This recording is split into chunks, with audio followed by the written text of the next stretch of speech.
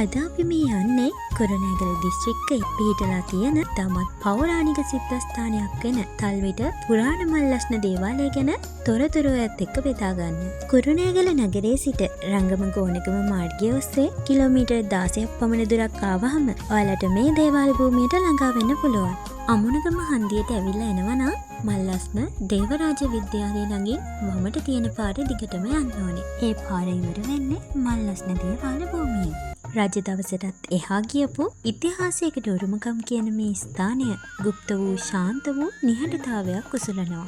සැදැහැවතුන් අතර ඉතාමත් ප්‍රසිද්ධ දේවාල භූමියක් ලෙස මෙය හඳුන්වන්න පුළුවන්. ප්‍රදේශයේ ජනතාවගේ අචල විශ්වාසය රැඳුණු ජීවමාන සන්ධිස්ථානයක් වන මල්ලස්න දේවාලය දුකේදී මෙන්ම සතුටේදීත් පිහිටපතා එන බැතිමතුන්ගෙන් නිරන්තරයෙන් පිරී පවතිනවා.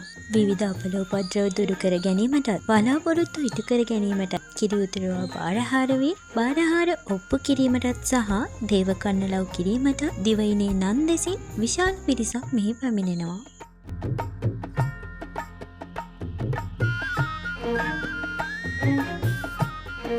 මේ පින්බිමේ බැතිමතුන් සහ දෙවියන් අතර පාලම ලෙස කටයුතු කරන්නේ දේවාලයේ කපු මහතායි. දේවාලයට පැමිණෙන සදහැවතුන්ගේ බාරහාර සහ කන්නලා දේව පියසට සැලකරමින් පුරාණ චාරිත්‍ර වාරිත්‍ර නොකඩවා ඉටු කිරීමට එතුමා කැප වී සිටිනවා.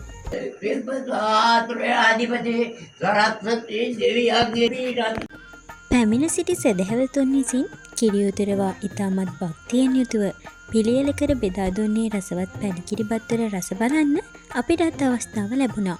ආගමික වතාවත් වලින් ලැබපු මානසික සුවයත් පැණිකිරිබත්තර රසයත් මතක තබාගෙන අපි ආයෙමත් එන්න පිටත් වුණා. නැවත හමු වෙන බලාපොරොත්තුෙන් අදට සමුගන්නවා. එතකල් සතුටින් පරිස්සමින් ඉන්න.